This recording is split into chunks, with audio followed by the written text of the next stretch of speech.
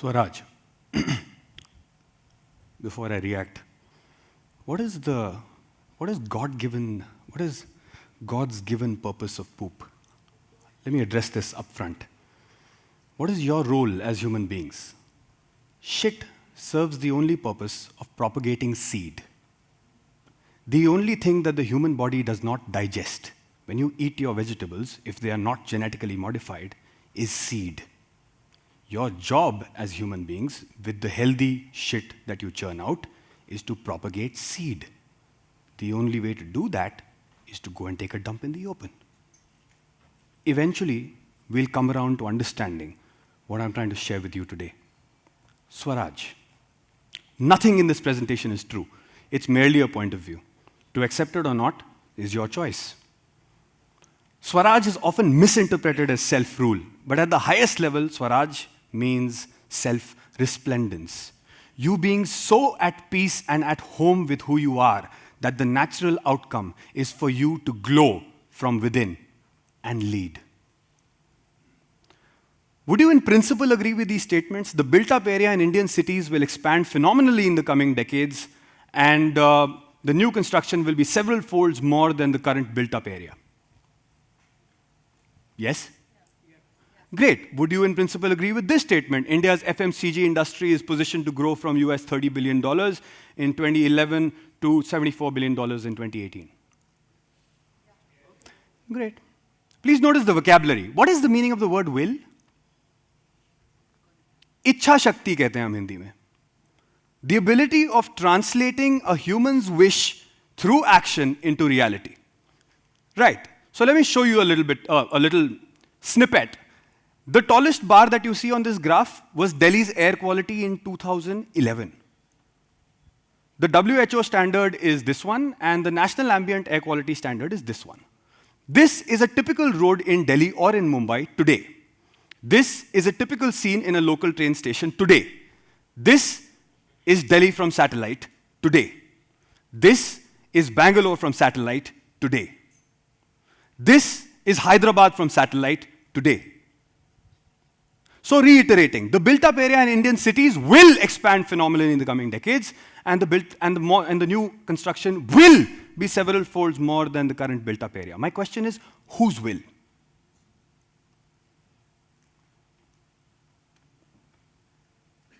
This presentation attempts to impact your will. So what if you were told that sustainability was not possible via everything that you've learned so far, including sanitation, including photovoltaics, including LEDs, that the answer lay elsewhere, that the answer lay within, and that you and I were not designed to get the answer? Have you ever wondered how the world works, the background context of our life? It's quite simple. The earth is like a tandoori chicken. It's very simple. Tandoori chicken rolls over the fire, right? Now the part that's closest to the sun is the part that gets cooked the most. And that gives rise to everything on the planet. So we have 1,361 watts per square meter of energy given to us by the sun. But that's at the equator. And as the latitudes increase, it starts tapering off. Now what does that mean? That means you can divide the world into 29 broad climate zones as per the Köppen classification. There is only one country in the whole world that has 17 out of those 29 climate zones. You recognize the country? I hope you do. Also, I don't know if you've noticed where India finishes at 38 degrees north latitude. My father was in the army, so I remember looking at this map when he was posted to Doda during the Kargil War, and I realized where India finishes at 38 degrees north latitude is where most developed countries start. What does that mean? That basically means that if you take the impact of climate and temperature, the coldest temperature that India experiences minus the impact of altitude is the warmest temperature that most developed countries experience. So that's what the equator looks like, and that's what the equatorial people look like. That's what the mid-latitudes look like, and that's what the mid-latitude people look like. That's what the northern latitude looks like, and that's what the northern latitude people look like. Ladies and gentlemen, my question to you is, what is India's highest selling cream? I didn't say anything. So this is the officially researched skin tone map of the world. And there's a wonderful TED talk by Nina Jablonski on how skin tones vary as you move away from the equator. Did you know that people's size also changes as you go away from the equator? There are smaller people close to the equator and larger. Scandinavian people are much larger. Russian people are much larger. And here I am driving on a road in Delhi and there's an auto rickshaw in front of me which says, "Kad badhaएं, varna paise वापस पाएं." Now these are scientific rules. Bergman's rule, Allen's rule, Hess's rule, Gloger's rule. Rules, ladies and gentlemen, not hypotheses. So when did we stop being sustainable? Let me give it to you. We flouted one fundamental tenet that cuts across all religion. Mahagridha kasyasvidhanam is what it said in the Ishavasya Upanishad. The Holy Bible says, "Thou shalt not covet thy neighbor's wealth." And then the Holy Quran says, "Do not wish for that by which Allah has made some of you exceed others. For men it is a share of what they have earned, and for women it is a share of what they have earned." Reflect, ladies and gentlemen, what is migration? That city is better than this one. What is getting a formal education? You're talking about catching kids who are experts at reading the soil, at reading the skies and predicting the weather, and educating them. What is getting an internationally recognized education? What is buying the best car? What is fashion or the most beautiful woman competition? In that one instant where you declare one woman the most beautiful, you've declared 3.5 billion of the others not that beautiful. That's the foundation of the cosmetic industry. Swaraj, reviving faith in you. The 5 in Swaraj: Bhasha, Bhojan, Bhesh, Bhavan, Bhajan. Diets, dialects, dresses, dwellings, dances, and songs. This, ladies and gentlemen, is one system. You take any one element out of the picture, you cannot achieve sustainability. And all these 5 elements respond to the climate. Let's see how. The 5 Ds have taken thousands of years to evolve. Our ancestors have worked painstakingly to bring it to a level where our lives are in sync with nature. And I, as an architect, can help you design a building where you are completely isolated from your natural environment. So we say bringing sustainable development home and giving local a chance. I don't know if you realize, most people in the room might be very uncomfortable being called local. Let's start with diets. India has 21 agroclimatic zones, which is why we have this. This is India's food map. Now remember I told you India has 17 climate zones, but I also told you in the beginning that nothing in this presentation is true, right? So we have 21 agroclimatic zones, and we have 155 soil types. And soil varies with climate. Let's look at dresses. Across the world, wherever you go, you will be able to guess from the clothes of the people which climate zone they belong to. These people on the screen are not poor. You might think they are. They belong to a hot, humid climate zone where it is not practical to wear clothes. They'll never dry. Cold climate, hot, humid climate, Rajasthan, where they wear chuda to prevent their arms from getting tanned while doing daily chores around the house. Or Assam. You'll also notice that colors change as you cross climates. So when you're in green places, for example, like Maharashtra, you'll find people wearing very subdued colors. But as soon as you go to a place like Rajasthan, you'll find people wearing vibrant colors, bright pinks and purples and neon greens. Let's look at bhavan, or dwellings. From 4 million years back, through to 9,000 years back, through to today, we build buildings regionally that use waste material like shit, mixed with mud, and we make buildings that are 100% biodegradable. They respond to the climate. So Wattle and Daub in Maharashtra, and you'll have Himachal Pradesh, which uses wood, which has wood, and you've got Padmanabhapuram in Palace in Kerala, where that shiny floor that you see is made out of gur, or jaggery. And then you've got the backwaters of Kerala, where the people built with the environment. If you ask an architect today to build a building in the backwaters of Kerala, he's going to talk about reclamation. Filling up the water with soil, piling foundations 300 deep, and then building a skyscraper, and then putting thousands of people there. A Toda tribal hut from the Nilgiris and the temples of South India. Hawa Mahal, adiabatic cooling. You know when you took the air out of your teacher's car when you were in school and the air felt cool? That's the principle of a jali. It just works. That's Fatehpur Sikri, and that's the Siddhi Sayyid Mosque in Ahmedabad. That jali is finer than a 50 paisa coin, and it's made by hand. Those are the Havelis of Shekhawati, And this is the Patwon ki Haveli in Jaisalmer. So what did you do? You took the flat face of a building, you broke it up with lots of ornamentation and made sure that that building's entire face is shaded by small elements. So the ornament played a role. When a woman gets her ears pierced, and I want you to Google this when you go home, the acupuncture points on the ear, the lobe has only one acupuncture point despite 150 other acupuncture points on the ear, on the entire human ear. That lobe corresponds to healthy eyes. This is rainwater harvesting at a community level when water was not a commodity on a tap. This is the Rani Ki Vav. This is also rainwater harvesting at a community level. This is what the Britishers built. Now, the British did not understand why we wore so much ornament or why we put so much ornament on the buildings. They didn't understand the science behind it. But they still didn't mess around with the climate.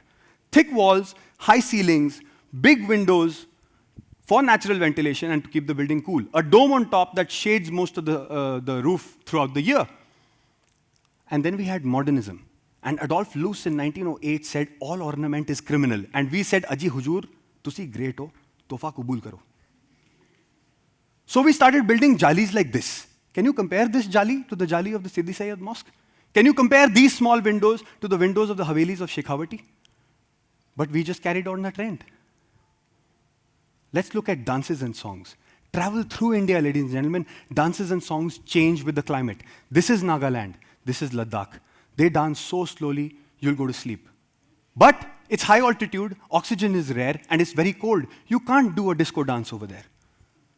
Ghumar, Phuk Cholong, Gidda Bhangra, Bharatnatyam, Odissi, Kuchipudi, Kathak. As you move up from the equator, it gets colder and your dance forms become more and more upright.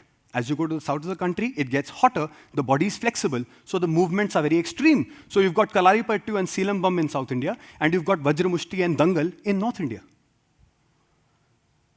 Instruments are sourced from nature. And the key is dialects. The world lies in language, ladies and gentlemen. The language that you speak allows you to interface with nature. Language develops consistent to your physiology. So I used to make fun of all my South Indian friends. This is not a language. Until one of my South Indian friends, Fahim Barami from Kerala, walked up to me one day and said, Shorey, come here. And I was like, yes, you're 6'2". Repeat after me. Param Poiri. I was like, and I suddenly realized in that instant that as a North Indian person, I cannot say the L of Maharashtra. I can't pronounce most of the syllables of Malayalam or of Karnataka or of Tamil, and I make fun of them. I'm sorry, ladies and gentlemen, when you can speak more syllables, you can access parts of the brain that are different, that are new, that I can't. That gives you, as South Indian people, an edge.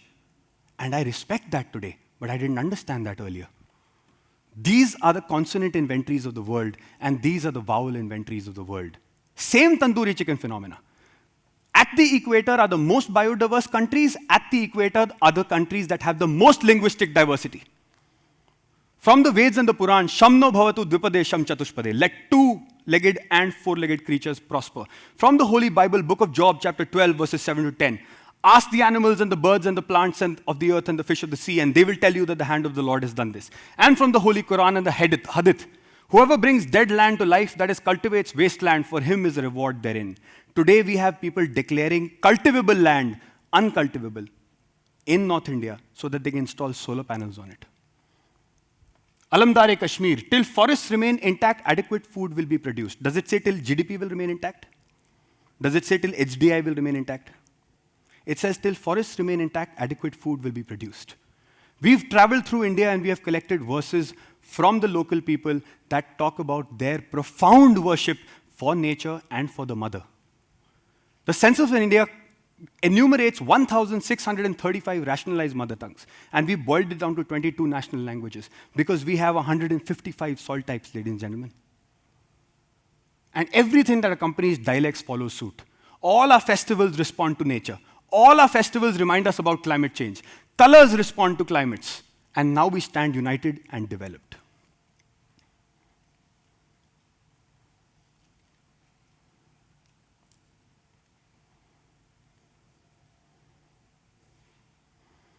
So if you buy a Audi, a Bentley, a Bugatti, a Seat, a Skoda, or a Porsche, it's all owned by Volkswagen.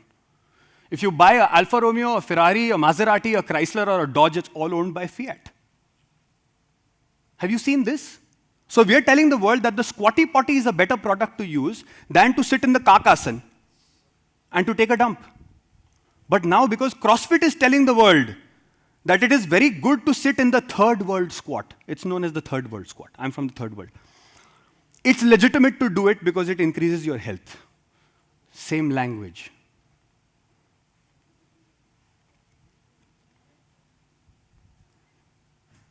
Zucchini, broccoli, red and yellow bell peppers. I didn't grow up with all this stuff. I'm getting to eat vegetables and fruits that used to grow in cold climates.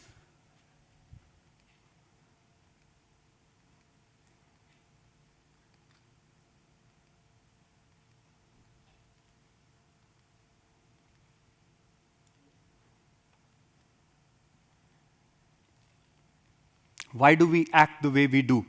Our vocabulary doesn't allow us any other way. We tell people, buy LEDs or buy photovoltaics, you'll be sustainable. Wait a minute. So you're trying to tell me that manufacturing led to this problem, and manufacturing will miraculously solve climate change. How does that make any difference? Developed countries point to developing countries. You've got a sanitation problem. You need to do what we do. You will become developed if you start consuming the same products that we manufacture. Let's see if that will work, even if that was true. India has 1/3 of the landmass of the United States of America, and we have 3 times the population. Why do I use the United States of America? Because my country, when it grows up, it wants to be the United States of America. If I compare the 5 most populated cities of India with the 5 most populated cities of the US, this is what I get in terms of population, and this is what I get in terms of land. So I have that many people in Mumbai living on that much land, that many people on that much land, that many people on that much land. I am dealing with these kind of population densities in my country, ladies and gentlemen. I don't know if we belong to the same country. And we protect which environment? City dwellers are brought up with that environment. People's buildings, roads, cars, malls, and multiplexes. Villagers have a different environment, and tribal people have a different environment. Our sole aim in life has become to take the city environment and spread it everywhere else. Incidentally, that's exactly what the British and the Dutch and the French did when they conquered us. So what's missing? In our opinion, 3 key ingredients are missing. Familiarity with the 5 Ds, ownership of the local environment and the 5 Ds, and taking a stand for the local environment and the 5 Ds. Ladies and gentlemen, I'm sure before this presentation, you weren't even familiar with half the things that we just showed you. Taking a stand comes later. First, you have to be familiar. Being proud of who we are, as a country that has worshipped its natural environment for thousands of years and done so alongside all religious worldviews. What's happened to us suddenly? If all of us were proud of who we already are, what would be possible? Remember, this country is ours. We are part of the problem and also the root of the solution. We are the only ones who can make a difference. We need not do anything new. We don't need someone else to tell us what's cool. Our ancestors were not fools to develop systems in harmony with nature after so many years. We have a local alternative to every product off the shelf, but we are linguistically challenged. To preserve nature, one can only learn from our villagers and tribal people, not educate them, learn from them, not speak to them, listen to them. Stop feeling guilty after learning what you just did. Evangelizing what you know, stop it. Stop blindly aping the West. Stop changing local languages and local systems for what you think is best. Stop teaching local communities that they are not good enough, and then they will be good enough if they learn English or computers or solar power. Stop looking down upon what is local. Start cherishing the mother in all its forms. Mother tongue, mother earth, mother land, mother rain, mother rivers, and mother nature. Let your children know that they are the result of a legacy that has stood strong and relevant for thousands of years. Looking at local people and local cultures, 5 Ds as the sole potential teacher for sustainable development. Discovering means of livelihood that have sustained in harmony with nature for thousands of years by patronizing them in cities. Start demanding local diets. Start reviving faith in our festivals, our folk songs, and our mythology. Start steering school curricula towards learning from parents and elders. Start empowering villagers and tribal communities to be proud of their origins so they don't keep giving up their origins and coming to the city. Because, and in closing, you are Swaraj. Every decision you make impacts the status quo. Every time you choose to speak, eat, live, sing, dance, dress a certain way, you seal the future. Whether you like it or not, accept it or not, or care or not, you are the change. What do you will? Om Dhyau Shanti Antariksha Shanti Prithvi Shanti Rapa Shanti Roshadaya Shanti Vanaspataya Shanti Vishve Deva Shanti Brahma Shanti Sarvam Shanti Shanti Reva Shanti. Let there be peace in outer space. Let there be peace in inner space. Antariksha does not mean outer space, by the way, it means inner space. Let there be peace on earth. Let there be peace in the waters. Let there be peace in the healing plants and herbs. Let there be peace in the forests. Let there be peace amongst all the gods of the world. Let there be peace at the source, the one God that everybody worships in different forms. Let there be peace. Let there be peace. Let there be peace.